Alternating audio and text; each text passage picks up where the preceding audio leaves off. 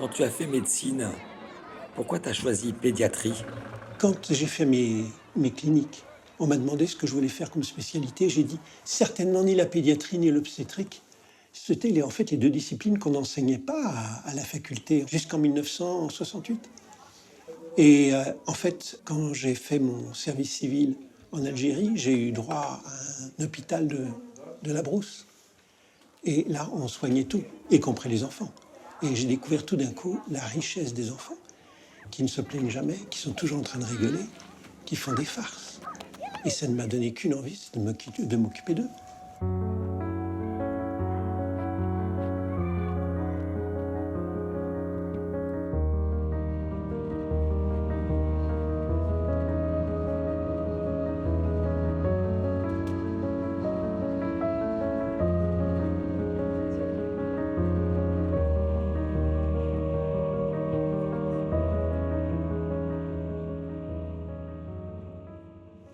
Comment était votre enfant à la naissance et comment les choses ont évolué? Il est né le lundi et il a dû commencer à convulser le samedi qui a suivi. Et comment elles étaient ces crises? C'était généralisé, c'était vraiment tout le corps. Oui, Et puis il se recroquevillait d'accord. et ça saccadait comme ça. Et il devenait tout rouge. Ça saccadait vraiment. Il tachycardait. Et alors, il faisait ça des deux côtés, hein? Oui. Il a fait ça aussi avec des. Ça se braque en avant ou ça se braque sur le côté et puis après ça retremble. Ah Ça oui. aussi. Si vous avez des vidéos de ces crises, ça serait l'idéal. Oui. Celle-ci c'est la dernière en espérant Merci. qu'on puisse capter. Et le bras droit aussi faisait pareil? Oui.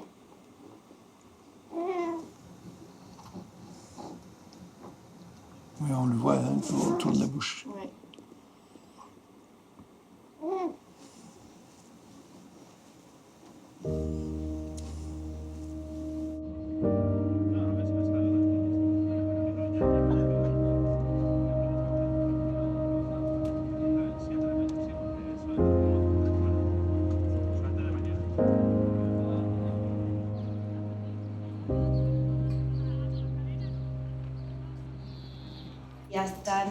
Jusqu'à novembre 2017, elle n'avait rien eu.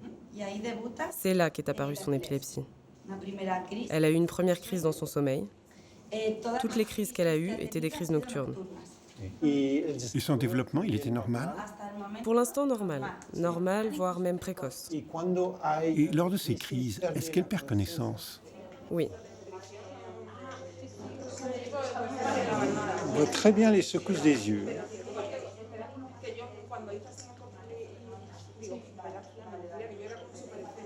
Voilà, la fin de la crise. Elle est fatiguée après. Hein. Et pourquoi après tu as décidé d'aller vers la neurologie en pédiatrie? Je me suis rendu compte que personne ne voulait s'occuper de ces encéphalopathes, comme on disait. Donc j'ai voulu faire ça. Et très rapidement, je me suis rendu compte que derrière ce qui paraissait un peu repoussant au premier abord, on allait découvrir une richesse humaine, la capacité de séduire, la lumière de ces enfants qu'on appelait les fameux encéphalopathes. C'est quoi comme type de patient? Ah, la neurologie, il y a beaucoup de choses, hein, puisque il y a les maladies du cerveau, les maladies de la moelle, les maladies des muscles, les maladies des nerfs. Il y a des maladies aiguës, des maladies chroniques. Et puis, quand même, je veux dire, les troubles du développement, les troubles des apprentissages. Donc, c'est extrêmement varié. Mais ça vous éclaircit aussi sur comment ça marche. Et ça m'a permis aussi de comprendre beaucoup de choses sur le fonctionnement du cerveau. Il y a 3 types de crises. Il y a celle-ci, douce, qui se déclenche en chaîne. Ensuite, il y a la chute brutale, où il tombe d'un coup et où il se replie sur l'avant. Et ça dure longtemps? Bien 2 secondes. Mais ensuite, il a besoin de plus de temps pour se remettre. Il ne contrôle plus ses sphincters. Il se fait pipi et caca dessus. Il est probable que ce soit la conséquence d'une différence de développement entre les deux hémisphères. Mais ça ne veut pas dire qu'il y ait une malformation ou une lésion. Tu t'es spécialisé en épilepsie et du coup, tu voyages tout le temps. Mais c'est-à-dire l'épilepsie, c'est une maladie très fréquente. Mais des gens qui se sont spécialisés là-dedans sont finalement très peu nombreux, en particulier pour les enfants. Ce qui fait qu'il y a énormément de besoins à l'étranger, aussi bien en Europe qu'en dehors de l'Europe. Donc si je répondais à toutes les demandes, je serais à l'étranger 2 ou 3 fois par mois. Oui, là, c'est juste 1,5 fois. La grossesse s'est déroulée normalement. L'accouchement aussi, elle est née à 38 semaines. Tout était normal pendant la période périnatale. Au niveau du développement psychomoteur, elle a été assez lente, aussi bien au niveau moteur qu'au niveau du langage. Elle a redoublé le CP et elle a quelqu'un qui l'aide en classe et aussi à la maison. Elle reçoit également un suivi psychologique à cause de peurs irrationnelles, de phobies. Ensuite, elle a eu une crise de convulsion hyperthermique classique à 2 ans. Et ensuite, elle a eu une autre crise à 6 ans. Son pédiatre lui a fait passer un examen pour la première fois à 10 ans. Elle a des absences épileptiques très fréquemment. Ah, c'est... Et maintenant, quelle est la fréquence des crises? La dernière fois, c'était il y a environ 1 mois et demi. Non, pas une... Je ne pense pas que ce soit une lésion. Non. La madre, La mère et la fille doivent comprendre que c'est bénin. Ça va disparaître avec le temps. L'épilepsie bénigne présente 2 pics de fréquence majeurs.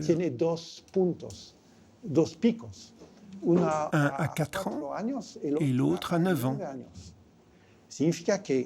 Ce qui veut dire qu'elle se trouve au niveau du second pic. Mais ensuite, ce sera terminé. Oui, exactement, ça disparaîtra. Ce sera fini d'ici 2 ou 3 ans. Bien. Si, claro. Tu es bientôt guérie, Christina. Si. Ah. Ça fait beaucoup d'émotions, oui. Si. Bueno. Elle va guérir. Et Et ce n'est pas parce qu'elle présente un léger retard dans son développement que ce développement ne va jamais se faire. C'est juste qu'il est un peu plus lent que d'habitude. Tu es d'accord?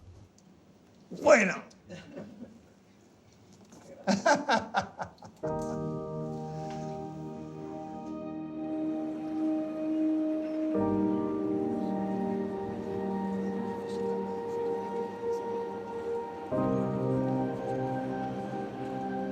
Qu'est-ce que vous avez comme outil et qu'est-ce qui a changé dans les outils pour soigner les enfants qui ont des problématiques neurologiques? Personne ne croyait qu'on pourrait un jour faire quelque chose. Et depuis, il y a eu une véritable révolution parce qu'on a eu l'imagerie, d'abord le scanner, ensuite l'IRM. Il n'y avait pas tout ça quand j'ai commencé. Et puis ensuite, on a eu la génétique.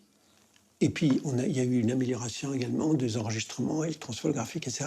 Tout ça, ça a fait que la neurologie des enfants a complètement changé et a commencé à attirer beaucoup de monde.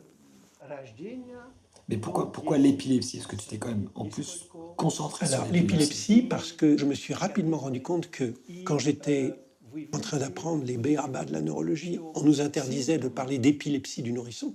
On ne parlait que de convulsions. Donc, dès que j'ai eu un peu d'argent, j'ai acheté une caméra, une deuxième caméra, parce qu'il fallait aussi filmer l'électroencéphalogramme, et puis un cadreur pour qu'on mette tout ça ensemble. Et c'est comme ça qu'on a pu filmer des enfants pendant les crises et découvrir qu'il y avait des crises qui venaient d'ici, d'autres qui venaient de là, etc.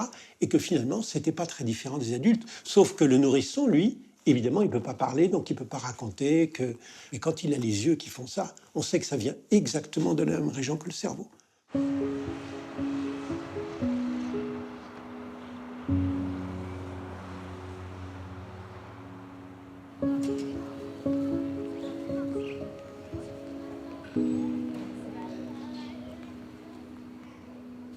Il faut comprendre que l'épilepsie peut altérer le développement du cerveau. Non pas en détruisant les neurones, comme ce qui est écrit partout. C'est extrêmement rare que ce soit le cas, mais simplement en empêchant les réseaux de se former qui devraient permettre petit à petit de développer le langage, etc. Et c'est ça qui entraîne les désordres d'apprentissage, les désordres de communication qui peuvent aboutir à l'autisme.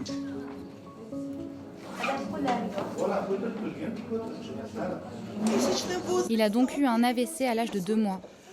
À l'âge de 3 ans, il a commencé à faire des crises polymorphes.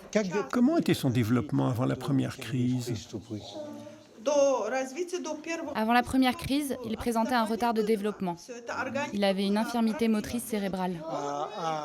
C'est quoi les traitements qu'on a pour Alors, ce genre de... au début, on n'avait que les traitements destinés à l'adulte. Et finalement, l'une des choses qu'on a découvert, c'est que il y a une relative spécificité de certains types de médicaments pour certains types d'épilepsie. Puis après, on a commencé à connaître le mécanisme intime. Et on sait qu'il y a plusieurs mécanismes, en tout cas 3 ou 4, qui sont totalement incompatibles les uns avec les autres. Ce qui fait qu'il est hors de question de trouver un médicament bon pour toutes les épilepsies. Mais encore faut-il arriver à identifier les caractéristiques de ces maladies distinctes, parce que le traitement, après, il va être différent. Faut-il arrêter brusquement ou progressivement? Vous pouvez arrêter le médicament d'emblée puisqu'il est toxique. On arrête tout de suite et on verra. Et on verra. Je ne comprends pas pourquoi on vous a donné tous ces médicaments. Il avait des crises encore et encore. On voulait améliorer. Pas fréquentes? Peu fréquentes, mais on voulait les arrêter complètement. C'est pour ça qu'on a rajouté encore un médicament. Parfois, il faut seulement augmenter la dose et non pas ajouter un autre médicament. En général, 1 ou 2 médicaments suffisent.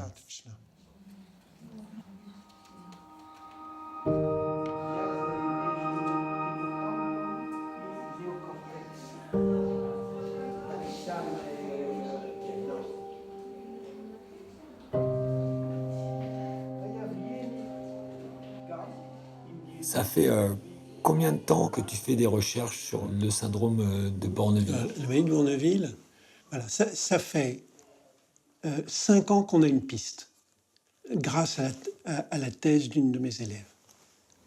Ceci nous a conduit à trouver des chimistes qui seraient capables de nous fabriquer des molécules dérivées de ce qui existe dans le commerce.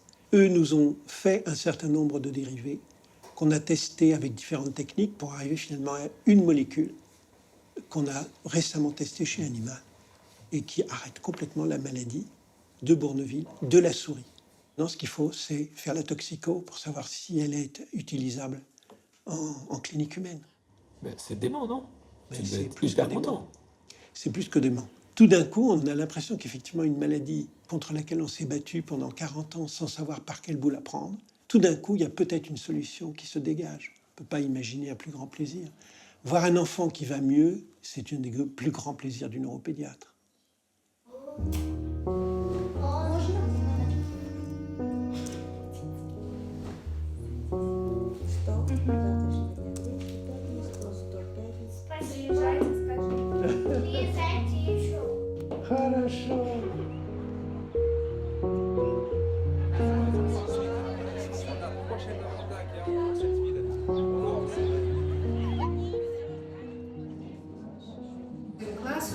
Nous allons ouvrir notre masterclass consacrée au problème d'épilepsie.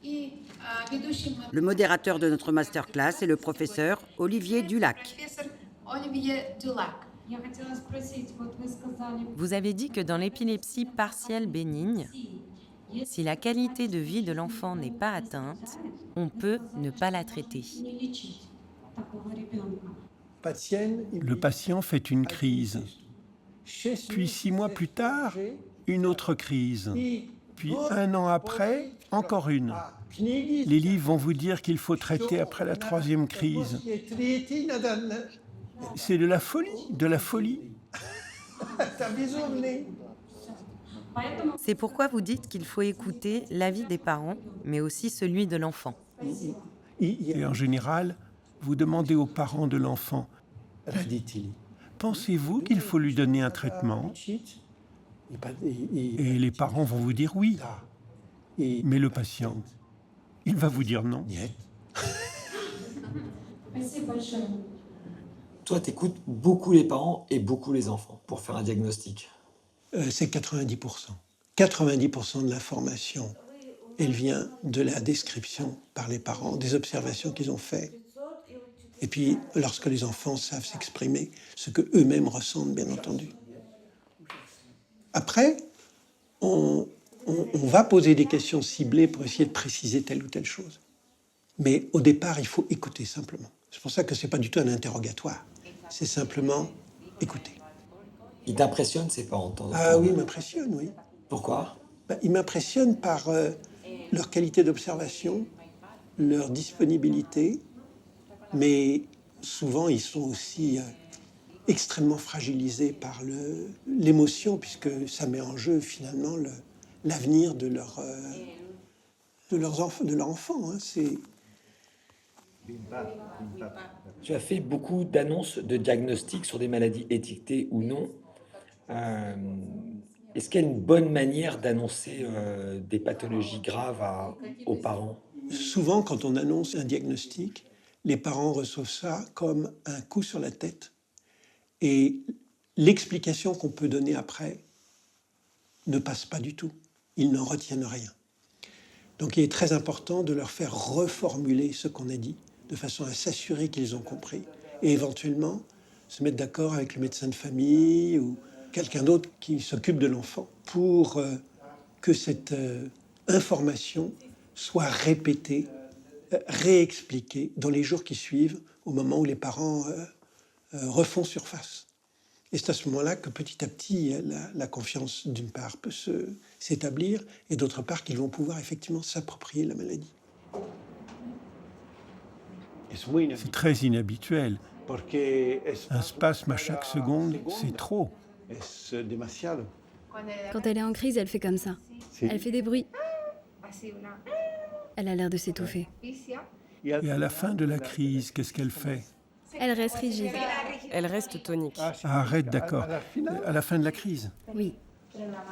Ce que vous demandez la maman, c'est si vous aviez déjà traité des cas de CDKL5. Ah si. Et ils les ont guéris? Les crises ont disparu pour ces patients? Non. Non, pas pour tous.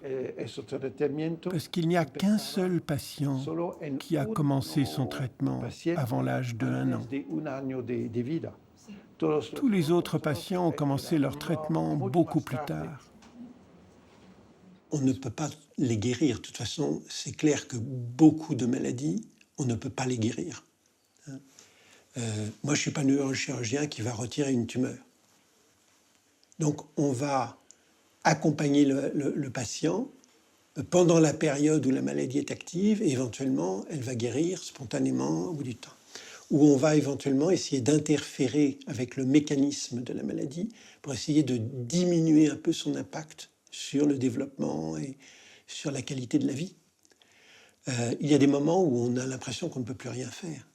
Il y a toujours moyen de faire quelque chose, il y a toujours moyen de bricoler un peu le traitement et quelquefois ça va être extrêmement positif. Le da besitos en el pie.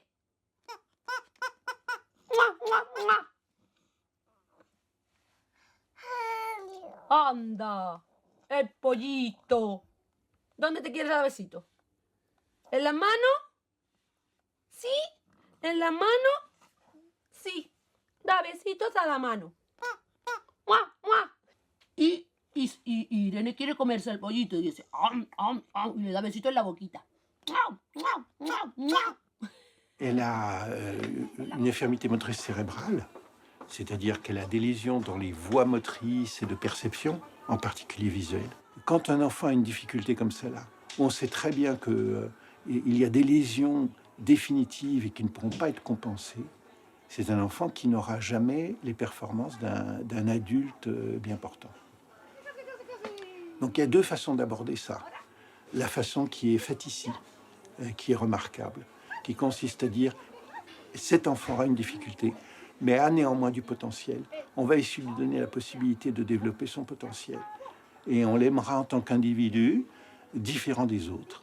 Mais il ne faut surtout pas qu'on lui en demande plus qu'il ne peut faire. Parce que si on lui demande plus qu'il ne peut faire, il sera en échec, il sera sans arrêt face à son échec. Et il n'y a rien de plus décourageant que d'être face à son échec. On donne certainement pas le meilleur de soi-même dans ce cas-là. Mais ça, c'est vrai de tous les enfants, y compris bien portants. Pourquoi est-ce que je voudrais que mon fils devienne musicien alors qu'en fait, il est plutôt visuel et son goût va vers le dessin? Il faut être suffisamment à l'écoute pour l'aider à développer ce qu'il est capable de faire et ce qu'il fait le mieux, de façon à ce qu'il soit heureux dans ce qu'il fait.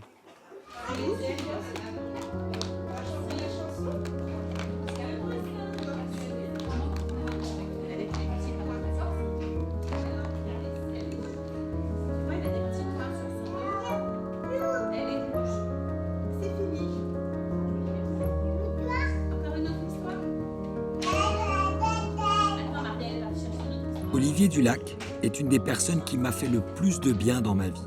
Son humilité, sa bienveillance, sa curiosité pour la différence, son envie sans relâche d'apprendre, de progresser et de grandir malgré ses 2 mètres resteront un exemple pour m'aider à ne pas me replier sur moi-même, une maladie grave et en augmentation sur la planète.